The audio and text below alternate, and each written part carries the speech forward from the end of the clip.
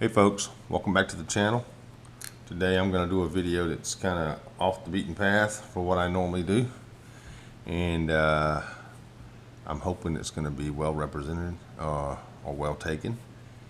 And if you find this video informative, please hit the like button, smash the subscribe button, and even if you don't find the content usable personally, if you know someone else that might find this video informative or might find the information informative, at least entertaining, please share the video or share the content. I'd really appreciate it.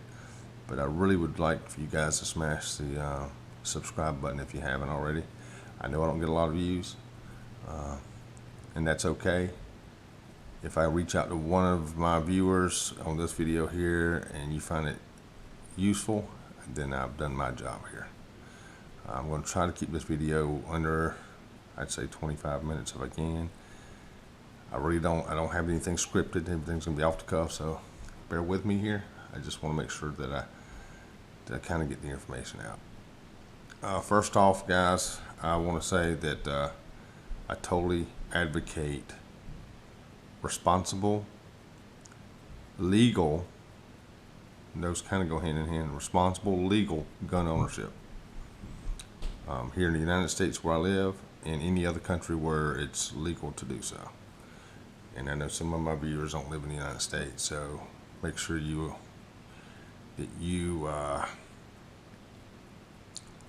stay within your country's and or state or province, laws as far as your gun ownership. So today, what I want to do is I want to discuss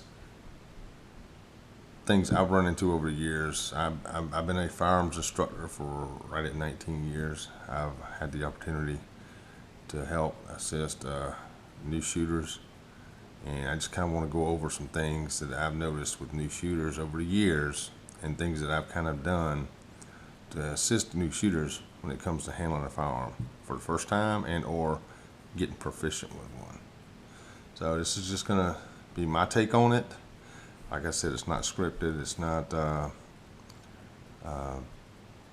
don't have any bullet points or anything sitting over here. So I just, first off, you want to make sure you safety check your weapon. I'm going to go over handling of your firearms and how I deem the proper way to handle a firearm. So, of course, it's safe. Always check your mag well, your chamber. Make sure your weapon's clear. Then, of course, you can slide it forward. Of course, anytime you're not intentionally wanting to fire your weapon or out on the range or something, I always recommend you keep your firearm away from your ammunition. So you see this magazine here is empty. So you keep your ammo, especially when you store it. If you store it, always store your, store your weapon in a separate location in your firearm. Two reasons. So number one, someone breaks in your home or where you have it secured at, if they get a hold of your weapon, they don't have quick access to ammo to use this particular weapon against you, one. Two, you may have kids or people that may not be psychologically sound to be handling a firearm. So it does the same thing. If they get a hold of the firearm, then the ammunition's not easily accessible. That's two. And of course, if they get a hold of the ammunition, they may not know where the firearm's at. So, but of course, if you get all of it together, then it's right there. All they have to do is figure out either how to load it, or if this is already loaded, how to put it in. Now, that doesn't mean you can't keep it somewhere where you can get to it quick. But if you have kids around, or if you're worried about your house or car or wherever you're keeping it at, and I don't advocate keeping it in your car, or at least storing it in your car. But if you have it in a location, just be mindful that because you could have it several feet away from each other and still be able to get this thing and load it, within I'm looking through my camera and load it within a matter of seconds. And but like I said, the main thing is keep it separate. Of course, this is my holster. So right, real quick, this is a Glock 43.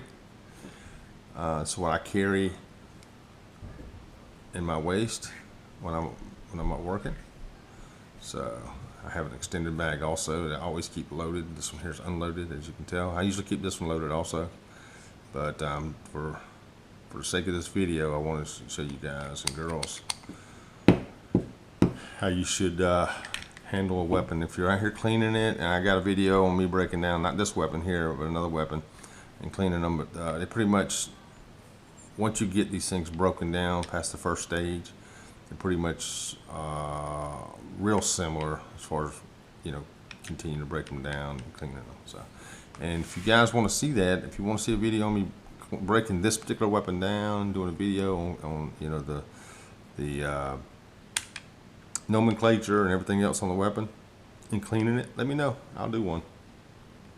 Alright, so first off, I totally advocate, if you're not comfortable handling a firearm, whether it be a revolver, a pistol, rifle, shotgun, whatever it is that you want to use, whether it be hunting, self-protection, or whatever, go take a gun safety course.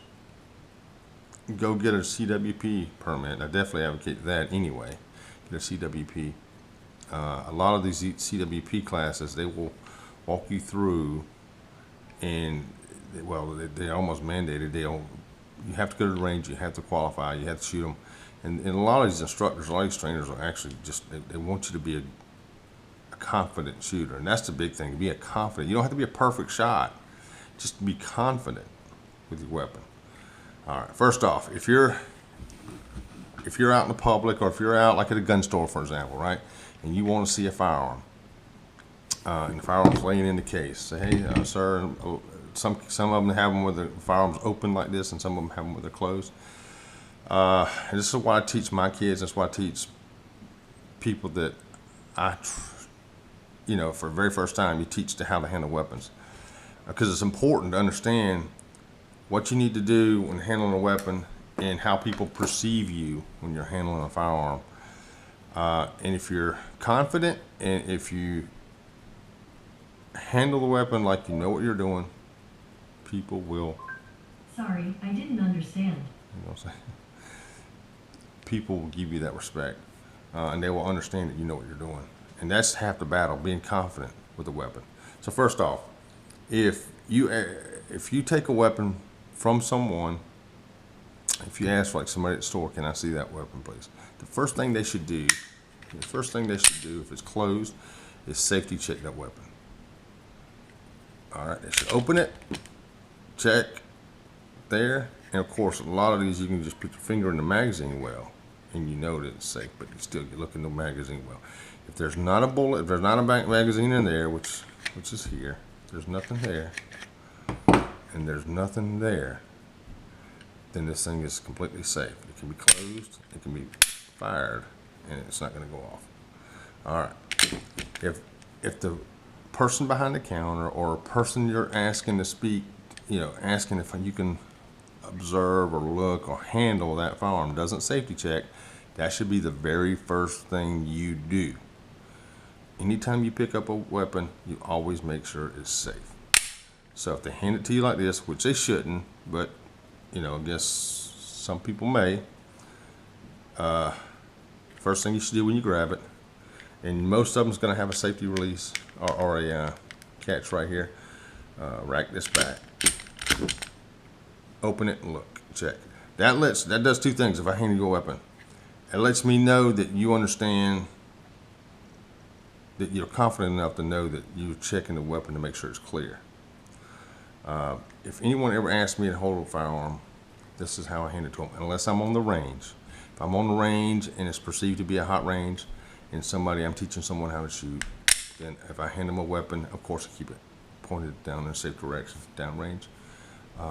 There's a presumption there that we're on a hot range, it should be loaded, and I keep it pointed. And of course, I've already gone through all these instructions with them at that point, right? So that's one. Another thing I teach is even if I know this weapon is safe completely right now, we know it's safe, right? Whether it's got a magazine in it or not, I know there's not a round here. I know it's safe. I lay this weapon down. I walk away. if I turn around, if I turn my back to this weapon, or I go to the side, or if I even just take my attention off of this weapon at any point in time, this weapon is no longer safe. I will always assume that someone or something or somehow, or maybe I forgot, whatever, somehow that a round got in this chamber. I will always assume that if I take my hands or eyes off this. So anytime I pick it up, unless it's something to do with self-defense, anytime I pick my weapon up, I safety check if it's close. I try to leave my weapon like this when it's safe, though. Just to kind of throw it out there, folks. I leave it in a, I leave it in a safe position. That way, all I got to do is look at it. I can see there's not a magazine in there, and I know when I pick it up, it's safe. Now, if I want to just,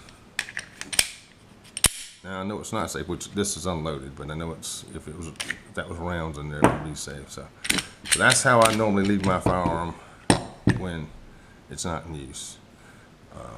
Or I'll leave it in the holster there, and leave it in the holster there. But even if it's in the holster, folks, even if it's in the holster, and I know I'm kind of, this video is going to go longer than 25 minutes, but some of this stuff just needs to be gone through. If, no matter how it's stored or no matter where it's at, you always assume that it's loaded. So take it out, the holster, pop the magazine out, which has your magazine release there. Pop the magazine out. And now this is still closed, hasn't been checked.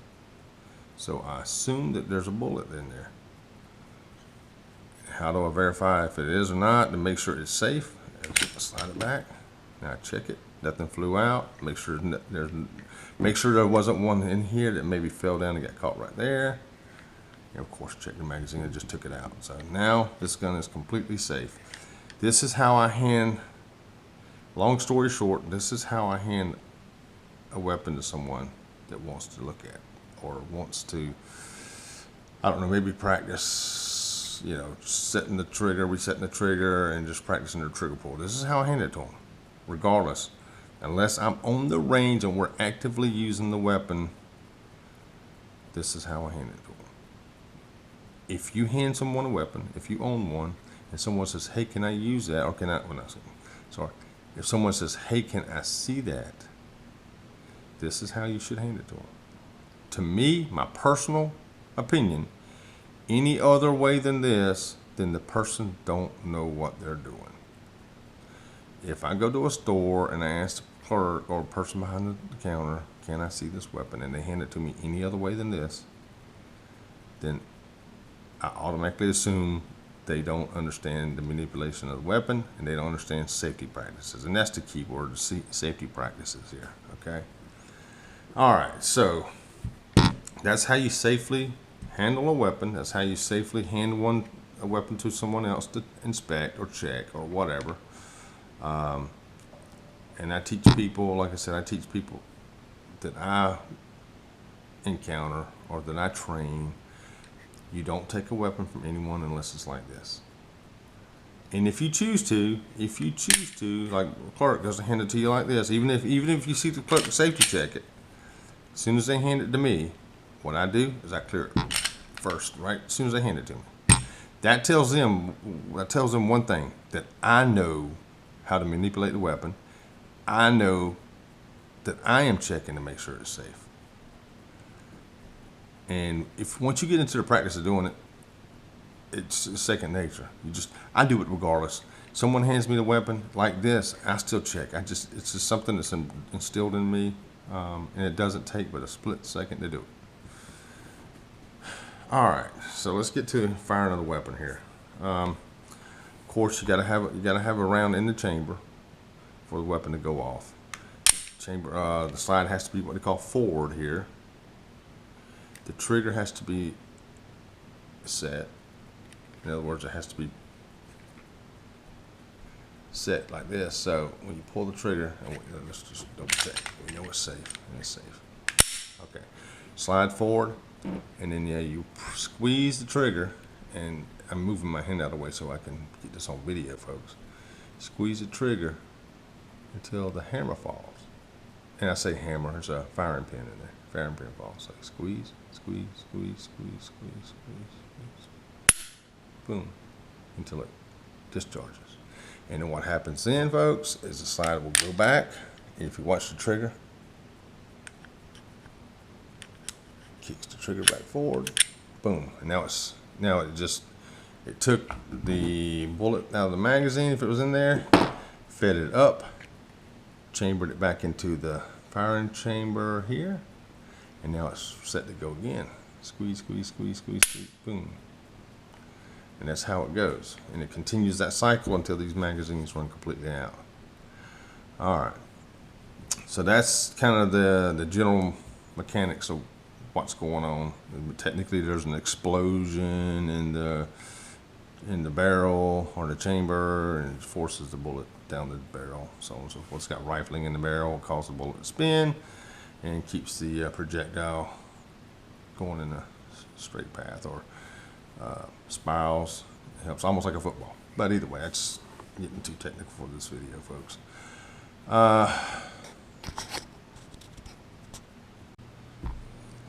Let's see. I'm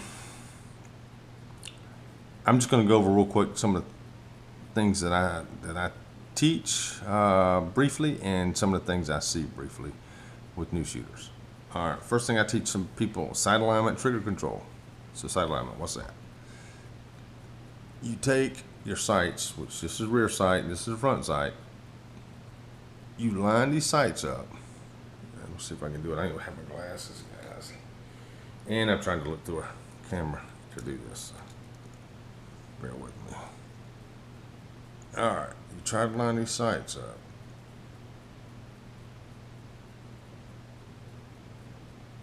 And then once you got them lined up, you do this. Yeah, this is the truth about this part.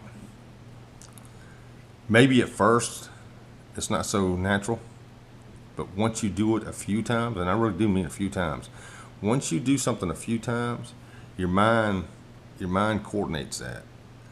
And your mind, when you try to line the sights up, and once you start getting these things lined up, and you get them within that zone, within that area, your brain and your eyes automatically, you might want to go look some of this stuff up, but your brain and your mind and your eye wants this stuff to be in line once you start getting it in that area. So it'll do it naturally if you don't force it. If you put those sights up there and they're out of whack, out of kilt, if you don't think about it, and that's the hard part for new shooters, is not to think about it. Your eyes want everything to be synchronized, so it'll try to line it up, and that's usually not the real difficult part for new shooters. At least I don't think. You'll get some of them that look over the top of a sight, like they'll put this front sight higher than the back sight, and they'll shoot high. And you have new shooters that snatch the trigger, and they don't realize it because all they're worried about is pulling the trigger real quick, and they're snatching it and they're jerking that front end down, and they'll get low left shots. Usually when the new shooters get low left shots, they're snatching the trigger. Again, a safe weapon. So in a sense, what they're doing is they're doing that, and they're snatching. When what we need to be doing is pulling straight back, almost like you're trying to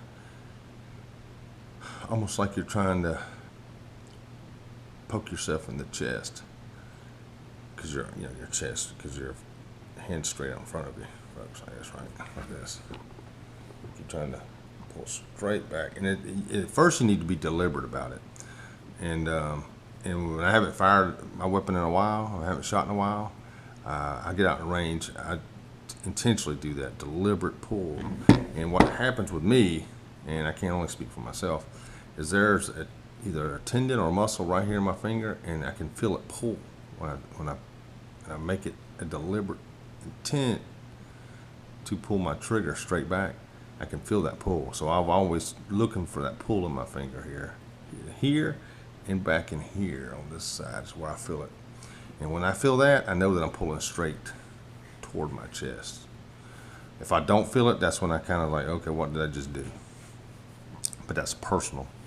Depends on how flexible you are and stuff like that. And, you know, but so that's one of the problems I see with people looking over their sights. So once you get the sight alignment, and what I'll do with a new shooter is I'll take them up close, 3 to 7 yards, and I will have them shoot center mass.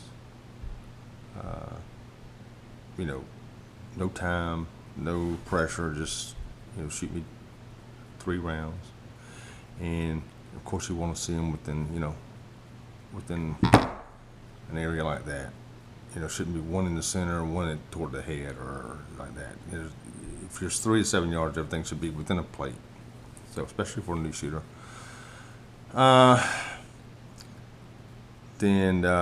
Okay, so snatching the trigger, that's probably one of the biggest issues you'll find with a new shooter, is snatching the trigger. All right, but so trigger control, you got sight alignment, we've discussed that. Trigger, and now you're breathing. Now, breathing is probably not as important when you're up close, 3 to 7 yards, even 10 yards. But as you get further back, then that becomes a lot more important. And what I teach people that I deal with is as you're pulling the weapon out of the holster or picking it up off the table, as you're doing this, and I even teach this with my kids in archery, you should take a deep breath as you're doing whatever you're doing to get the weapon up.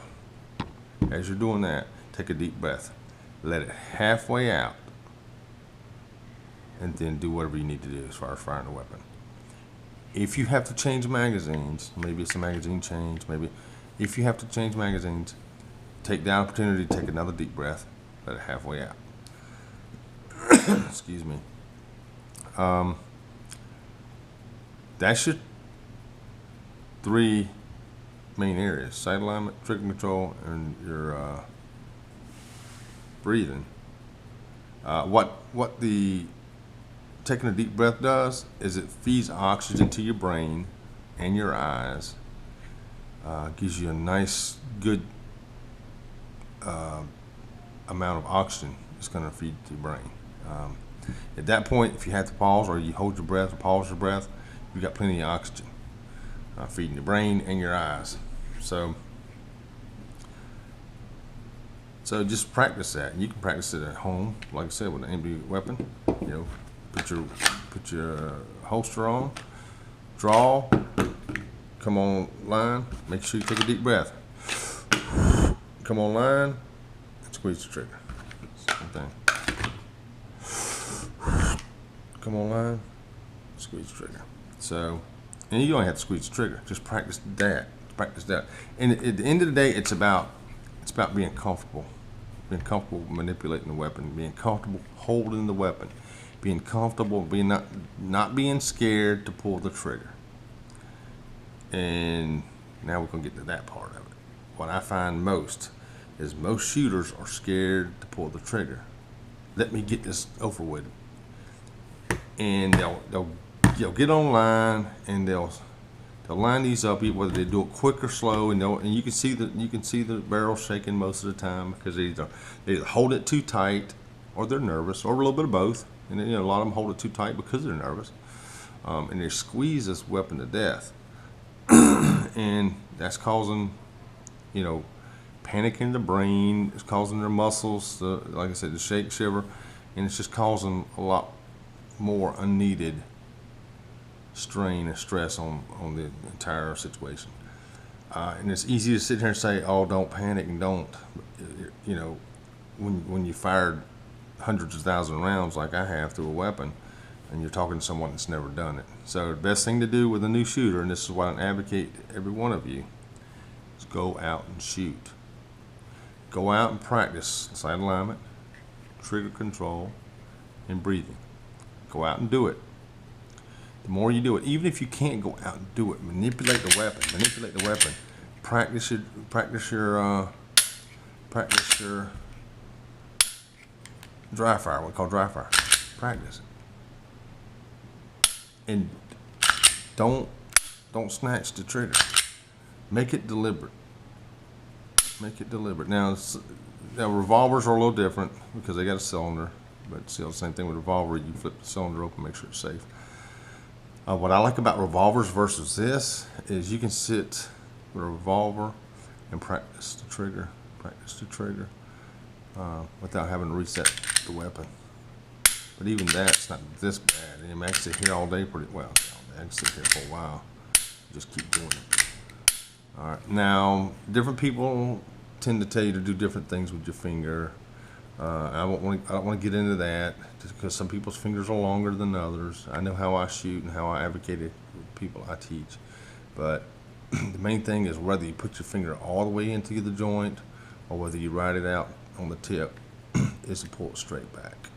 Because if you don't pull it straight back, folks, you tend to push it like that.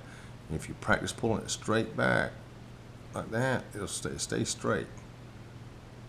Of course, make sure you get proper grips.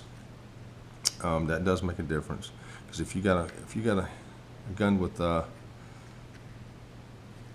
grips too small, it tend to make you want to push.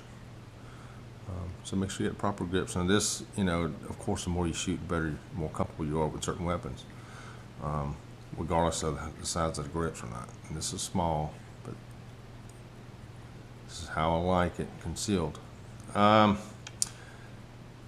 So one of the techniques that I show, and I don't see a lot of people do this, even in circles that I go in, one of the techniques I teach people to help them become more comfortable with shooting is forget the time, because I know we put them on a timer a lot of times.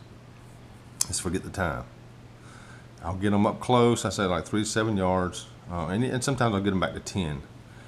And what I'll do is I'll do a counting game. This is the game that I'm not gonna say I came up with it, but I don't remember where I learned it. Maybe I did come up with it. I don't know.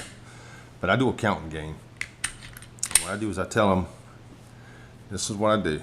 I tell the person that I'm instructing, because this handles 90%, well, this handles a lot of the problems here, because this is where most of the problems stem from, I think, is I tell them, and I'll see if I can demonstrate it on camera. I'll tell someone, look, I want you to line your sights up. Center mass on the target, whatever the target is we're doing. I want you to line these sights up. I want you to take a deep breath. And when you get on target, I'm going to start to count. And I'll start off telling them, look, I'm going to count 1 to 5. Somewhere between 1 and 5, the gun should go off. So what I want you to do, when I start counting to 1, I want you to start applying pressure to the trigger. When I count to 2, apply a little bit more pressure. When I count to 3, a little bit more. When I count to 4, a little bit more. Count to 5, a little bit more. Until the gun goes off. Somewhere between 1 and 5, the gun should go off. So 1, 1,000, 2, 1,000, 3, 1,000. There you go. 1, 1,000, 2, 1,000. There you go. 1, 1,000, 2, 1,000. All right. See, I'm doing it right at 2, 1,000. 1, 1,000, 2, 1. There you go. But somewhere between 1 and 5 for a new shooter. And usually at first they'll go a little bit past. They'll either do one or two things. They'll go a little bit past 5, or they'll snatch it and go like right at 1. And then that's when I calm them down. Say, okay, hold on, take your time, Because what happens is people tend to line these sights up, and they try to get a perfect shot, and then they'll snatch the trigger, they jerk it. That's I keep saying 90%, but maybe not 90%, but that's a big problem. That's a big problem that I see. People they're so nervous, and they're just trying to get that shot off, they snatch it. You can line these things up perfectly, folks. You can line these things up perfectly. But if you snatch that trigger, you jerk that trigger, then you've wasted all that time and effort of lining these sights up. Now, I shoot competition shooting, and one thing I do is I will try to stage my triggers, and that's for another video. I stage my trigger. But if you are a new shooter and you're not confident, even if you're if you're not a new shooter, if you got problems, with your shots not being pretty tight. Try this. Just get everything set up. Don't pressure yourself with time, because let me finish saying what I was saying about the time here. So I'll start off 1 to 5, folks. Once they get where they're shooting somewhere around 5 or 4, and they're getting comfortable, and we'll do this for maybe 30 rounds, in like 3 or 4 round volleys. All right, you're gonna shoot 5, so I'm gonna count 1 to 5, and I'll be right in their ear, right in their ear. 1, 1,000, 2, 1,000, 3, 1,000, 4, 1,000, 5, 1,000, and you can tell when they start getting the concept. And this does 2 things, in my opinion. This is my opinion. It makes them split their focus. Now they're not so nervous and they're not thinking about being nervous anymore or thinking about snatching. They're thinking about something, which helps calm them down, helps calm their nerve. So now they're thinking about, and they're hearing me in their ear, so they're having to split their focus. They're having to concentrate on squeezing that trigger. Now, granted, they're breathing. They may be breathing like crazy, and that's okay, especially at 10 yards or closer. And they may not even be perfect on their sights because they're just listening to me, and they're concentrating on a little bit more tension on that trigger until it goes off. But that's all okay. Because in my opinion, this is my opinion, folks, and somebody else may disagree, but I know what works with people that I deal with and I have dealt with. If I can fix this, snatching of the trigger, to me, that's more difficult than the rest of it. That's more difficult than the breathing. That's more difficult than the sight alignment. Because they're not thinking about this part. They're trying to line these up. They're trying to think about the breathing. They're not even thinking about the trigger part. So what I'm doing in turn is I'm getting them to think about the trigger part first. And then, now I don't do this with everyone that I teach. And I do it with most because people just aren't aware that they're snatching the trigger a lot of times. But if somebody's hammering the center of their target, some people are just natural shooters. I was one of them. I was a natural shooter. And then what I did is I broke down what I was doing right naturally, and that's what I do. I teach people what I do naturally and incorporate it. So if somebody's nailing the center of the target from day one, I don't even go over this kind of stuff with them. I'm talking about people it's at the 7-yard line and they got shots all over the body and some even off the body. So most of those people are snatching the trigger, especially if you get people shooting low left, snatching the trigger, or if they're left-handed shooters, low right, they're snatching the trigger. So, all right. So once I got them doing maybe 30 rounds of that, and they're seem to be getting comfortable, then what's the natural process is next is I'll go down to 1 to 3 or 1 to 2 seconds, right? So 1, 1,000, 2, 1,000, 1, 1,000, 2, 1,000, 3. There you go. And it's not so much that they have to get it within the time frame that I'm wanting to, but that they need to be applying pressure to that trigger gradually. It shouldn't be it shouldn't be 1, 1,000. It shouldn't be that. If they're doing that, then that goes back to what I was telling them to start with. We're probably snatching it. But 1, 1,000, 2, 1,000. 1, 1,000, 2, 1,000, boom. And that, at least I know that they're slowing down. They're thinking about what they're doing. They're thinking about the trigger. They're not snatching it. And that takes out, I'll be completely honest, that I have seen more people improve their shooting, by like 50% just off that one thing. I had a female that was like all over the place, and her score was somewhere like a 170. And just in the few minutes of doing that, spending 50 to 100 rounds doing that, she went from doing like a 170 to shooting a 223 in one training session. So that's how much improvement this can. And the thing is and that's the majority of new shooters. They're snatching that trigger because they're so nervous that they just want to get the shot off. They don't realize that this barrel and these sights, all these are in conjunction with one another. And when you snatch it, that there's no need to pull the trigger if you're not trying to make a perfect shot. All right, so how does this relate to actually firing the weapon for real, like under time or things like that? Well, all these principles go into effect even if you only have a couple of seconds to shoot.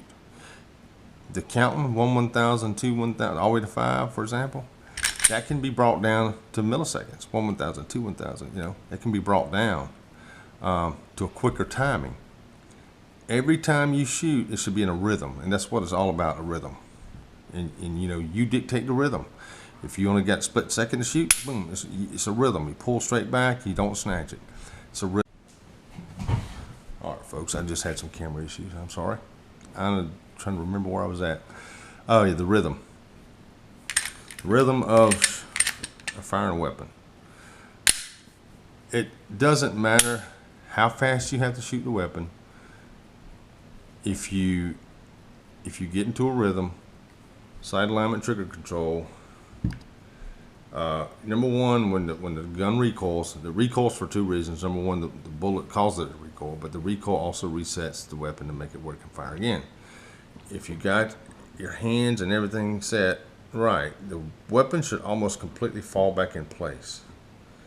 If you're shooting and you have it come down like that means something's not right in your stance or the way you hold the weapon, or left, same thing. If it's kicking this way or if it's kicking that way, then something you're doing wrong with how you're holding the weapon. The weapon should almost come completely straight up, and it should fall in line.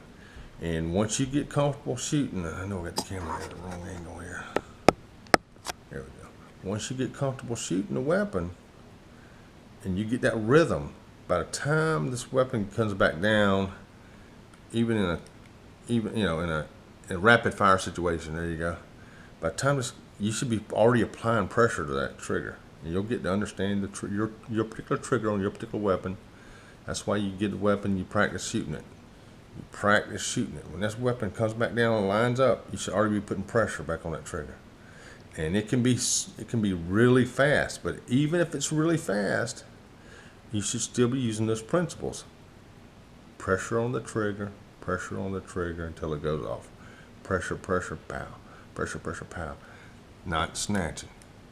I promise you, if you snatch that trigger and you apply the principles that I just told you with the counting, for example, your shooting will improve dramatically. And it all goes down to this. All goes down to getting out, practicing with the weapon. The biggest thing I tell new shooters to do is go practice. I'm a big advocate, even if you don't take these techniques, which to me are common sense techniques, regardless. Most instructors, most trainers teach this stuff. Maybe not the trigger counting thing that I just told you about as far as counting, but they will tell you trigger control. They will all agree the trigger control. If you go out and practice with a weapon, if you get a weapon, you're a new shooter, you've never shot before, or you're not comfortable with it, you go take your gun safety course, go shoot that weapon. I'm a real big advocate whether your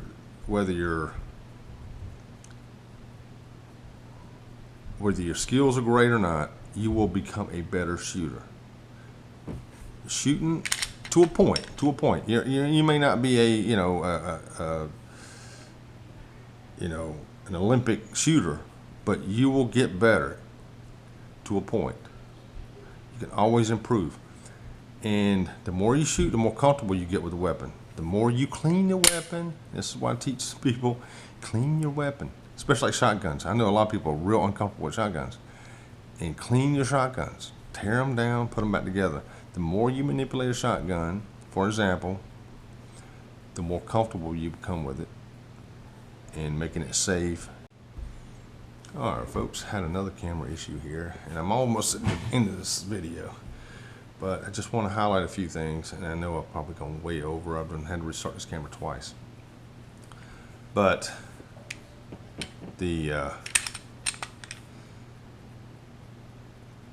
you practice your firing at the range. The more you shoot the weapon, the more comfortable you're going to get with it. The better you're going to get, even if you don't use these techniques. Because as far as the sight alignment, your body wants to do that naturally. Once you tell it, this is what I'm supposed to do. Once you try to line these things back up, and you don't try to override it, you don't overthink it. Don't overthink it. Your brain and your eyes will do this automatically once you put them there. So just get that out of your head. Quit thinking about that. Hold your breath, or take a deep breath and hold it halfway out. As long as you're not trying to hold your breath for a minute, you're not trying to do like 30 shots in a minute and holding your breath the entire time, you should be sufficient. If you pulling the weapon, taking several shots, and if this is how you're doing something for 50-yard lines, and if you're a new shooter, you should never be shooting from 50-yard line. But let's just say you're doing something from 50-yard line, and you got to say maybe 10 shots or something like that. It's going to take you longer than the one breath. So somewhere between somewhere between your shots, there you go.